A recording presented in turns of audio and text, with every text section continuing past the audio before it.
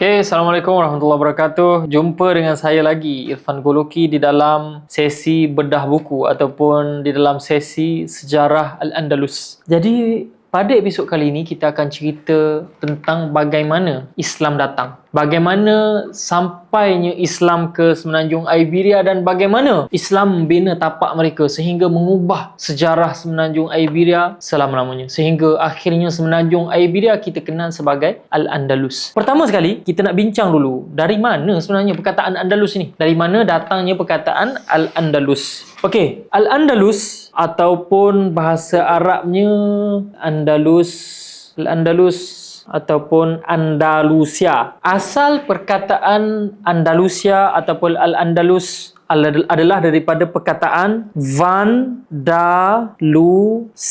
Okey, sia ini maksudnya tanah lah. Okey, maka bila kita cabut perkataan sia ni, maka kita pun dapatlah perkataan Vandal. Ya, asal perkataan Andalus daripada perkataan Vandal. Kerana apa? Kerana Andalus setelah jatuhnya Empire Rome, mereka dikuasai oleh suku-suku nomad yang kita cerita pada episod yang lepas pada bab 1. Salah satu suku nomad yang menguasai Semenanjung Iberia adalah suku Vandal. Vandal ini betapa dahsyatnya mereka ini. Mereka boleh mengubah nama Semenanjung Iberia kepada nama mereka. Sebab apa? Sebab pertama sekali sebab kejahatan yang mereka buat dan kerosakan. Jadi Vandal ini bila masuknya mereka ke Semenanjung Iberia, mereka buat kerosakan. Mereka hancurkan bangunan. Mereka bunuh orang.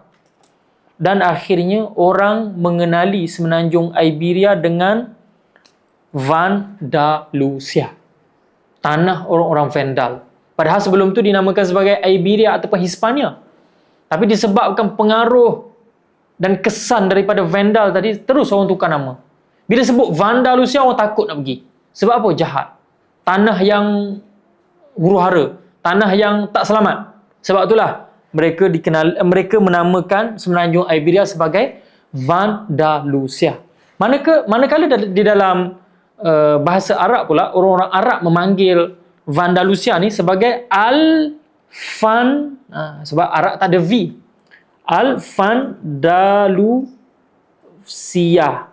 Al-Vandalusia.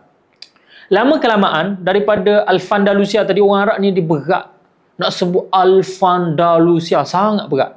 Akhirnya mereka, perkataan tadi dia berlakunya evolusi, mereka berlaku perubahan untuk disesuaikan dengan lidah orang Arab, sehingga akhirnya mereka menamakan Al-Vandalusia sebagai Al-Andalusia.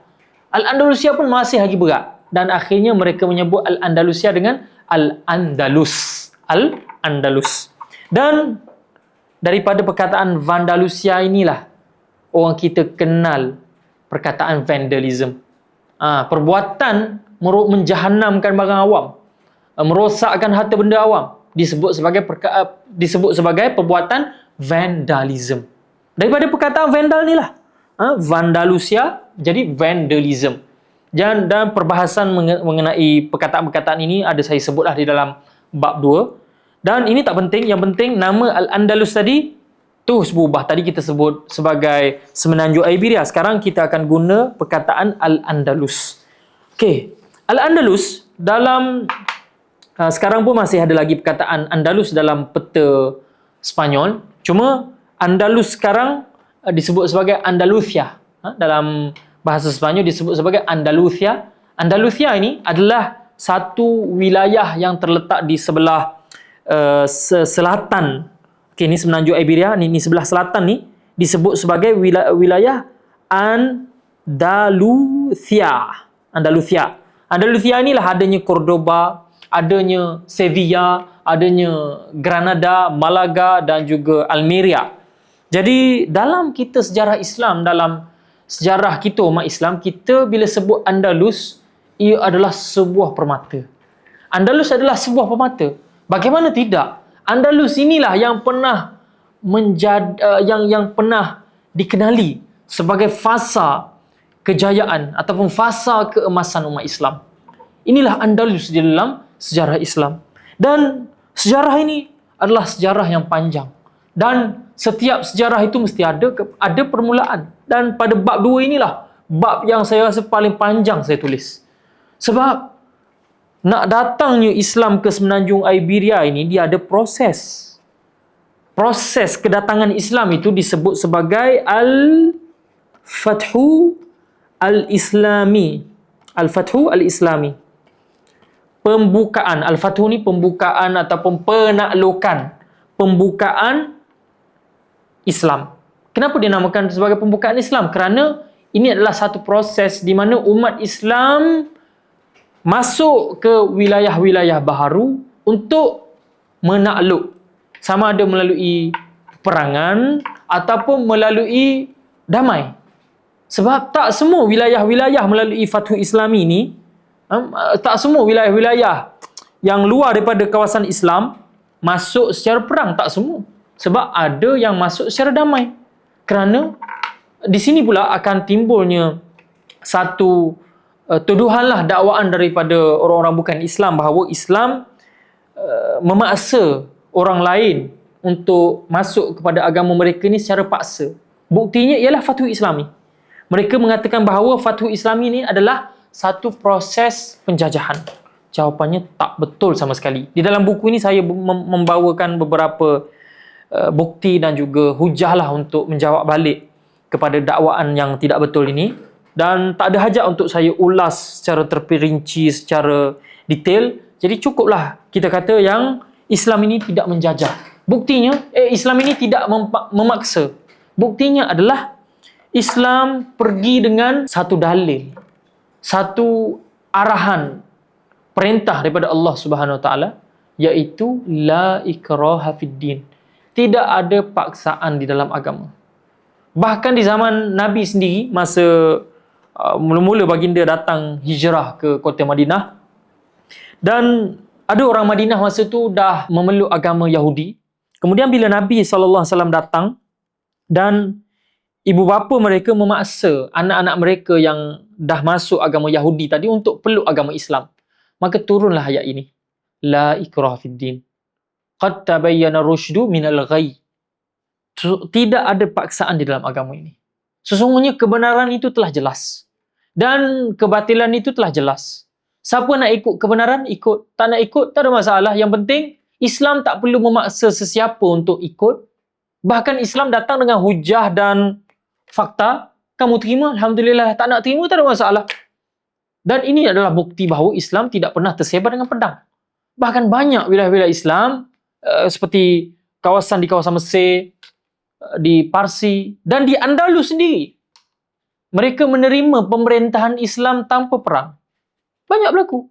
Dan tak semua wilayah di dalam Andalus seperti Toledo, Cordoba, tak semua masuk sebab perang. Dan ada juga yang mereka menyerah.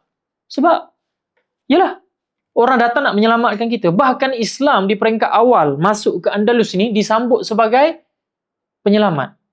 Orang-orang Yahudi, ini fakta yang paling penting. Fakta yang mengejutkan adalah orang Yahudi yang menolong orang Islam untuk membuka Andalus. Faktanya adalah sebelum kedatangan Islam, orang Yahudi lebih awal lagi mendiami Andalus. Cuma kedudukan orang Yahudi di Andalus ini dia mengalami pasang surut lah. Sebab agama orang-orang kerajaan Visigot ni adalah agama Kristian dan mereka menolak orang-orang Yahudi. Bahkan mereka memaksa orang Yahudi untuk memeluk agama Kristian. Dan orang Yahudi dizalimi dengan sangat teruk. Mereka tidak dibenarkan untuk membeli tanah. Mereka tidak membenarkan untuk berniaga. Mereka banyak disekat, ditahan daripada melakukan apa-apa aktiviti melibatkan sosial, politik, baik ekonomi. Mereka dizalimi. Sebab itulah bila datangnya tentera-tentera Islam untuk membuka Andalus, orang Yahudi yang paling awal menolong orang Islam. Sebab apa? Sebab kami dah lama dizalimi. Sebab Islam datang dengan 3 tawaran. Aslim taslam. Kamu masuk Islam, kamu selamat dunia dan akhirat. Kamu selamat sebab apa? Sebab Islam inilah yang akan menolong kamu keluar daripada kezaliman manusia. Islam inilah yang menolong kamu untuk keluar daripada penindasan sesama manusia. Kamu masuk Islam, kamu selamat.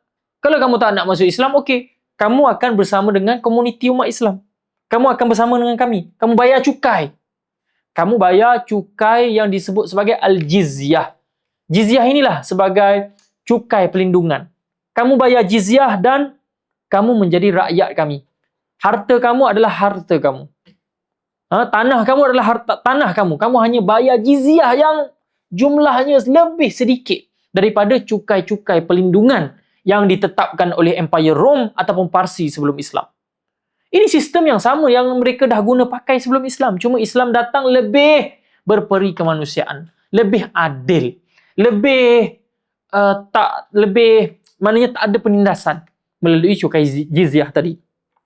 Maka orang Yahudi banyak membuka pintu kota mereka dan menjadi penunjuk jalan kepada umat Islam untuk menakluk Al-Andalus. Dan kenapa perlunya Fathu Islami ni? Soalannya, kenapa perlunya Fathu Islami? Dan saya dah cerita secara detail bagaimana berlakunya Fathu Islami yang terawal di zaman Nabi SAW. Apabila asal kepada agama Islam ini ialah Nabi diarahkan, diperintahkan oleh Allah SWT untuk menyampaikan dakwah La ilaha illallah ini kepada seluruh manusia.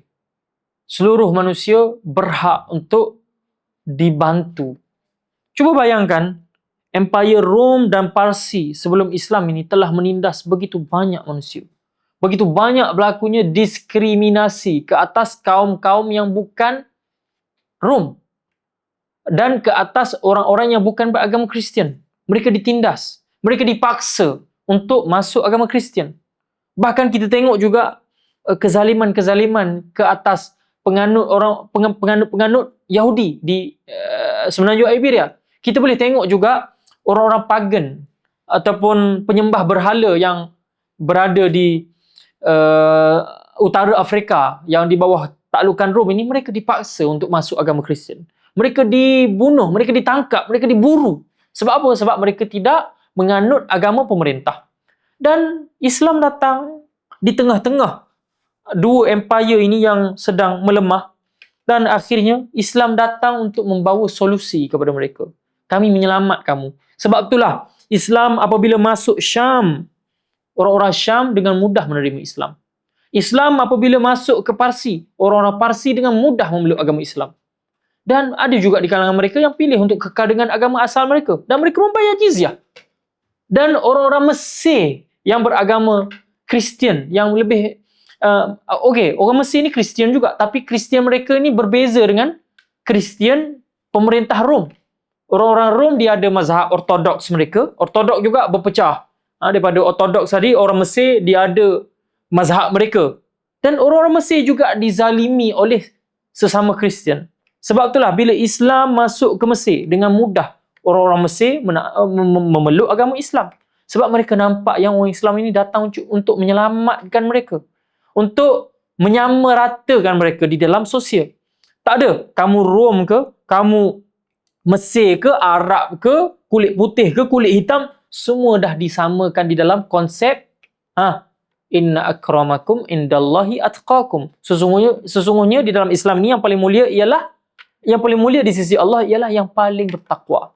Nabi juga bersabda dalam hadis yang lain, la farqa bainal arabi wal ajami wal aswadi wal ahmari wal asmari illa bittaqwa.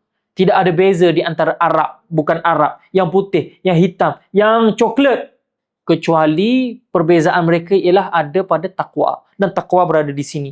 Takwa bukan terletak kepada hidung kamu tinggi ke rendah. Takwa tidak terletak kepada kulit kamu putih ke hitam. Tak. Ini konsep yang Islam bawa melalui Fathu Islam ini. Konsep inilah yang Islam bawa sehingga kan ramai orang tertarik dan menerima agama Islam sebagai agama mereka. Dan mereka menerima juga pemerintahan Islam sebagai pemerintahan yang menggantikan pemerintahan tempatan. Dan mereka dah rasa dulu kami dizalimi dengan sistem cukai yang ditetapkan oleh Rom ataupun Parsi. Sebagai contoh, satu ketika para sahabat di zaman Sayyidina Umar, kita dah cerita tadi, sebenarnya saya cerita dengan sangat detail lah semenjak zaman Nabi Islam ditindas sehinggalah datangnya zaman Khulafa' Ar-Rasyidin. Tapi saya tak nak cerita secara detail, tapi saya nak cerita secara umum sahaja. Saya ada satu cerita berkenaan dengan Al-Fathu Islami ni. Di zaman Sayyidina Umar, Islam dah mula sampai ke Syam. Dan masa ni Rom Barat dah tak ada kaitan dah. Rom Barat dah tak wujud dah. Islam bertemu dengan Rom Timur.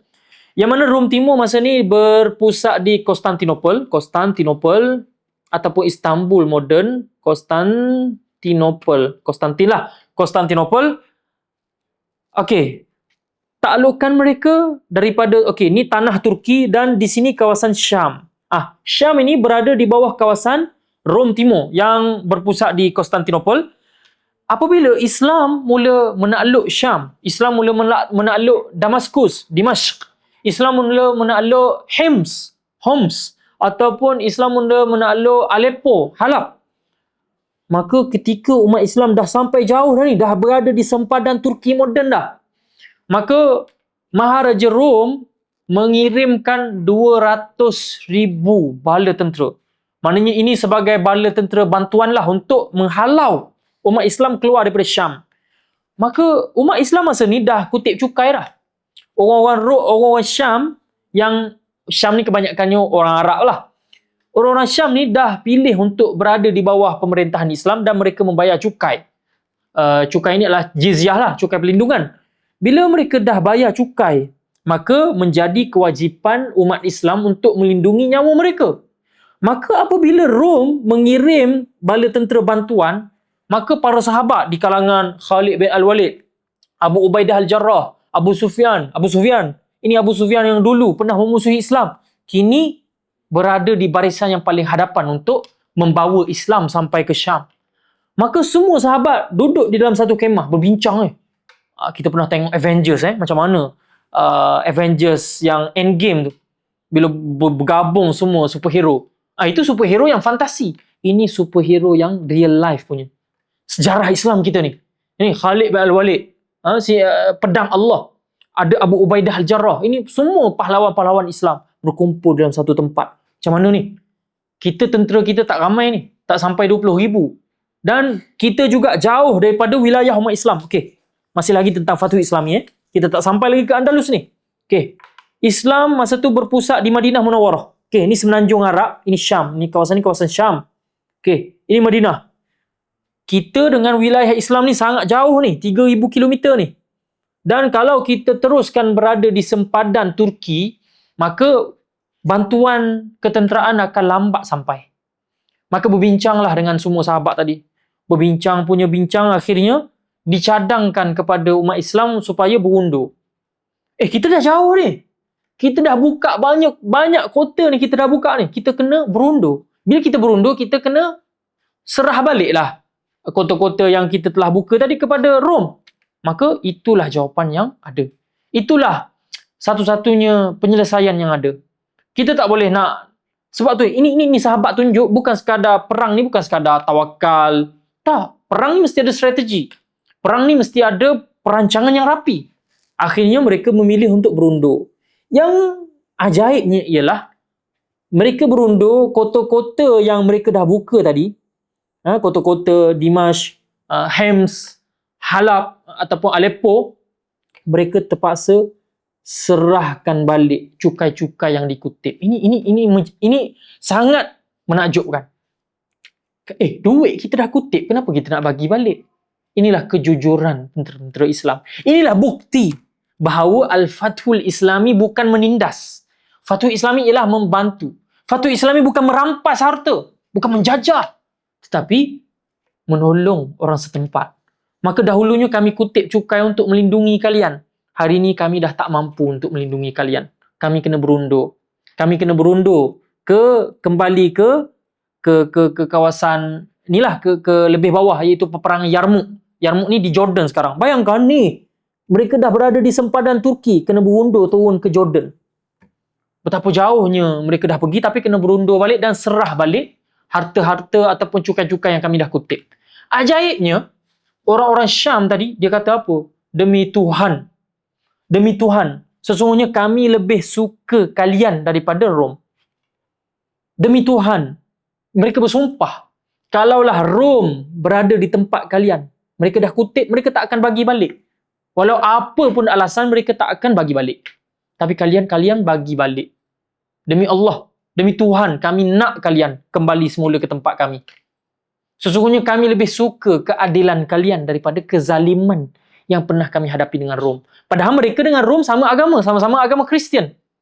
Dan akhirnya umat Islam berundur dan berlakunya perang di Yarmouk. Ringkasan cerita, daripada zaman Sayyidina Umar, Islam mula membuka Baitul Maqdis pada tahun 18 Hijri. Ni saya kembali kepada tahun Hijri. 18 Hijri, umat Islam masuk ke Baitul Maqdis. Dan kita tahulah yang Baitul Maqdis ini adalah kota terpenting bagi orang Kristian kerana Jesus Christ ataupun Nabi Isa AS lahir di Baitul Maqdis, di Palestin. Orang Yahudi juga menganggap bahawa Baitul Maqdis adalah tanah suci mereka. Begitu juga umat Islam, kerana ia adalah kiblat pertama kita. Akhirnya kota suci kepada tiga agama ini jatuh ke tangan umat Islam pada tahun 18 Hijri. Dan apa yang berlaku? Apabila jatuhnya Baitul Maqdis ke tangan umat Islam, Rom yang beragama Kristian ni semestinya tak akan duduk diam. Mereka ada tentera mereka di Mesir. Sempadan, di sini Mesir lah ni. Kita andaikan saja.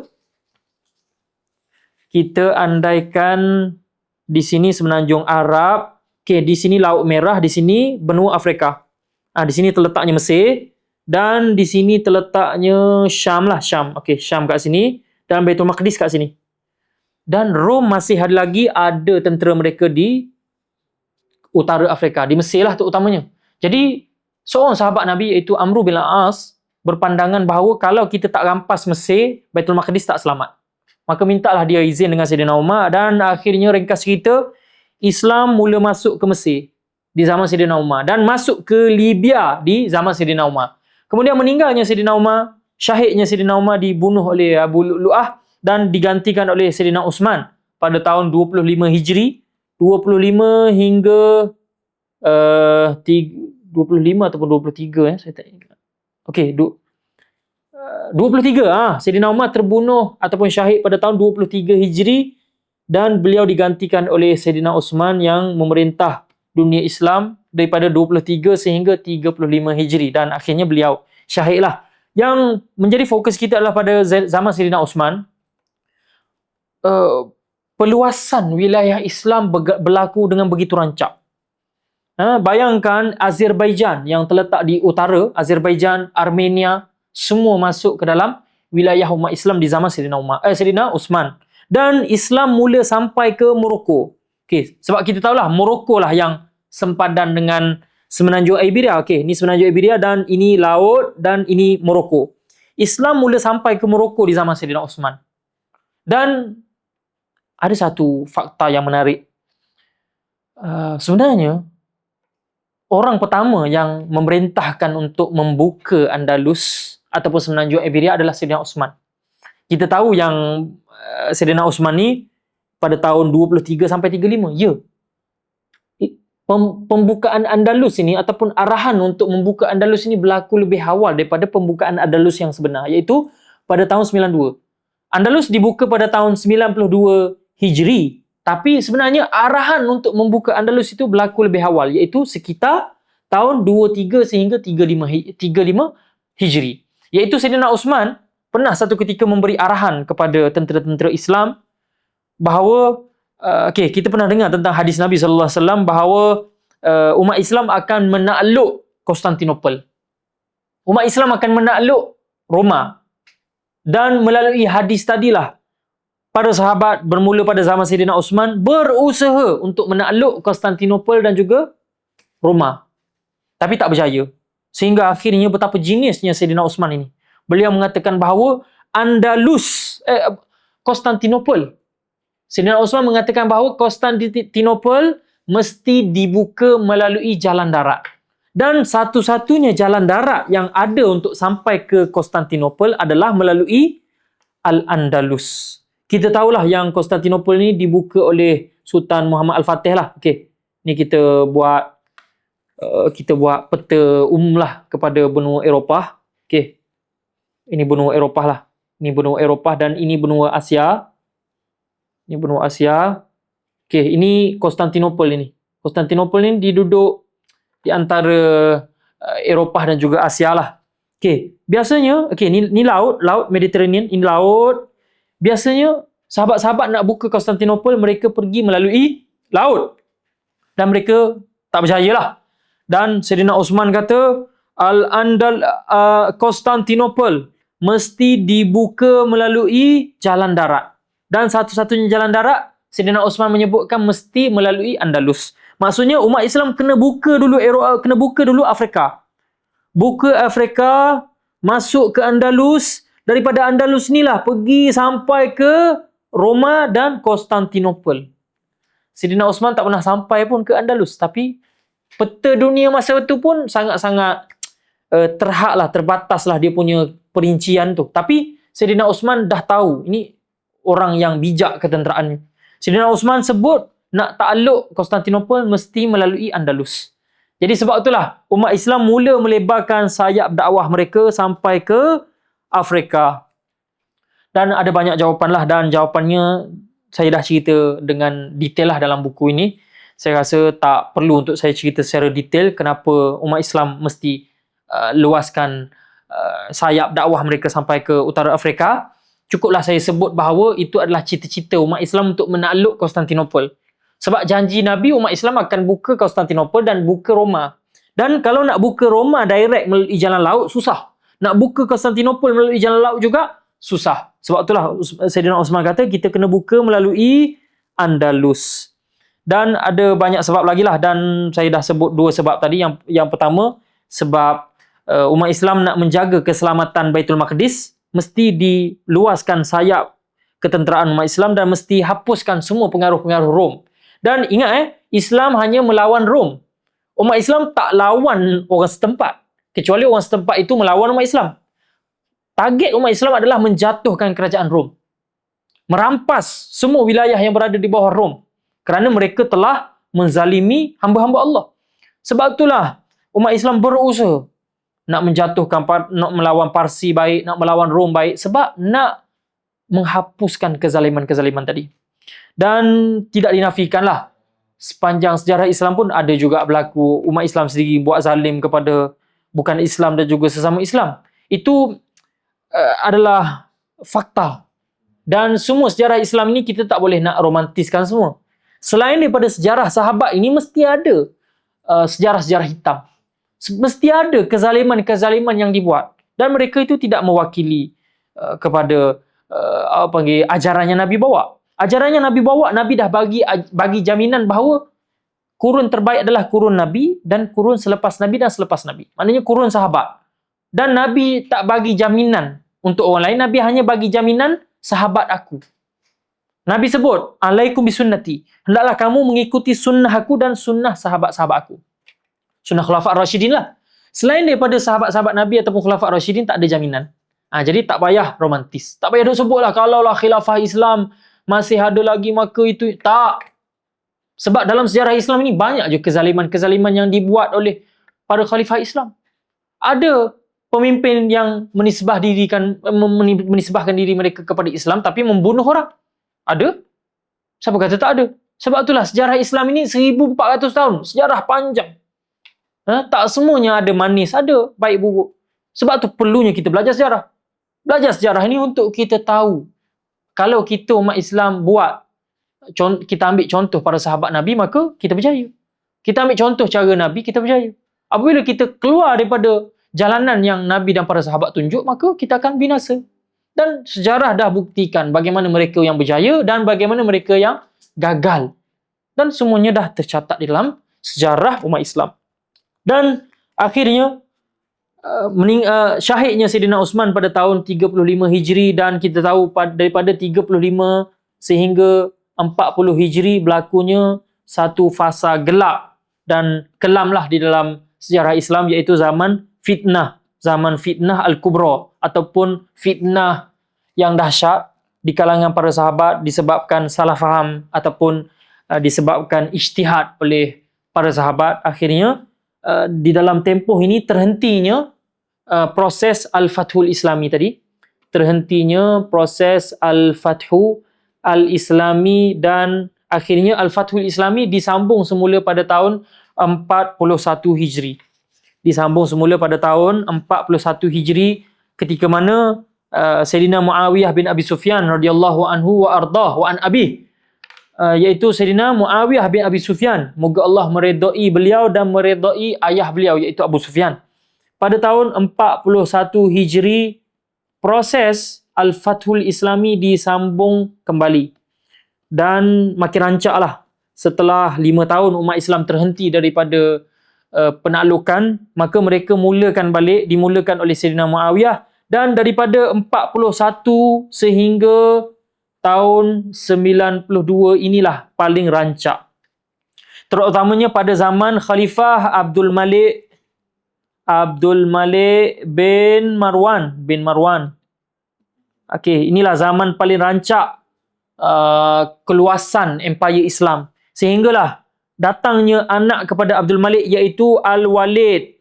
Al-Walid ni nama-nama besar ni. Kalau cerita pasal Andalus, jangan lupa nama ni. Al-Walid bin Abdul Malik bin Marwan. Al-Walid inilah di zaman dia Islam sampai ke China.